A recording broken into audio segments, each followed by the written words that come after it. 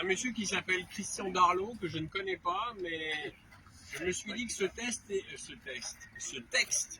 était de circonstance, vu que nous manifestons en fait pour la paix dans le conflit russo-ukrainien. Alors je vous lis son texte in extenso, c'est pas très long, mais c'est un texte assez explicite. Alors, le régime politique en Ukraine ou en Russie est l'affaire des habitants et d'eux seuls. La France n'a pas d'intérêt ni en Ukraine ni en mer Noire. Elle n'a d'autre intérêt dans cette région du monde que d'y maintenir la paix et s'était donc portée garante des accords de Minsk. Malgré les déclarations tardives et contraintes de Merkel et de Hollande, l'intention des gouvernants allemands et français était bien de faire appliquer ces accords. Mais les dirigeants anglo-saxons leur ont interdit et ils ont cédé. À présent, ils se prétendent fourbes, sur ordre. Cela montre le degré d'abaissement des pays d'Europe. L'OTAN soutient le régime ukrainien issu d'un coup d'État en 2014 et faisant la part belle à l'idéologie et au comportement néo-nazi, mais c'est pas uniquement du folklore. Hein. Les bombardements contre la région du Donbass ont causé la mort d'au moins 18 000 personnes depuis 2008. Donner des armes à l'une des parties, c'est guerroyer à ses côtés. C'est attiser la guerre et c'est la faire durer. L'envoi d'armes en Ukraine ne change pas la situation sur leur terrain, mais agresse la Russie, aggrave le massacre, dépouille l'armée française et en détruit l'efficacité.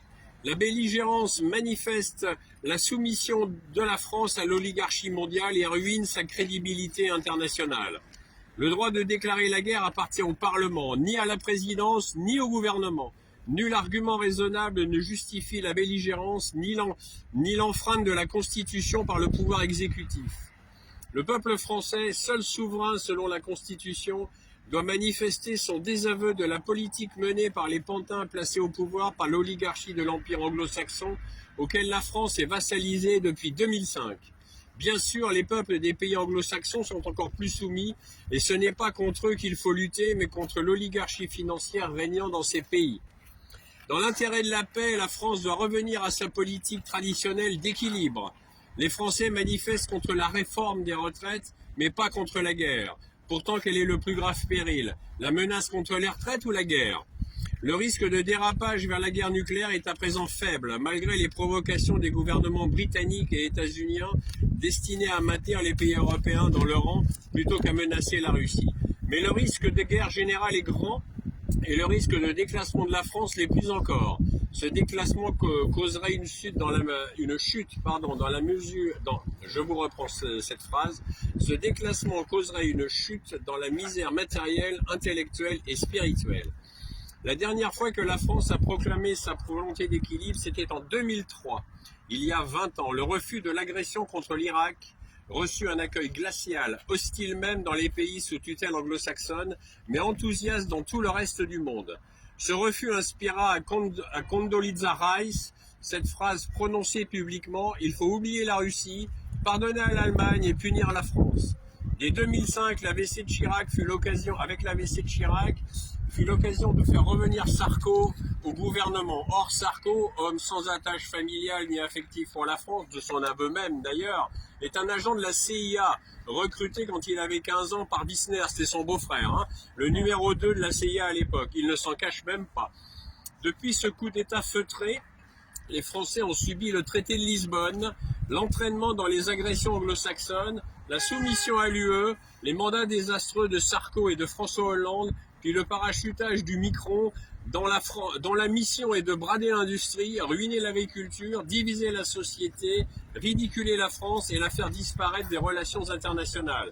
Les opposants sont éborgnés, emprisonnés. La mise en place d'Ursula la hyène fut un autre coup d'État dans l'UE cette fois. Tenue étroitement par ses maîtres chanteurs, elle applique leur programme. Ruiner l'UE au profit de l'anglo-saxonie et l'utiliser contre la Russie, bientôt contre la Chine.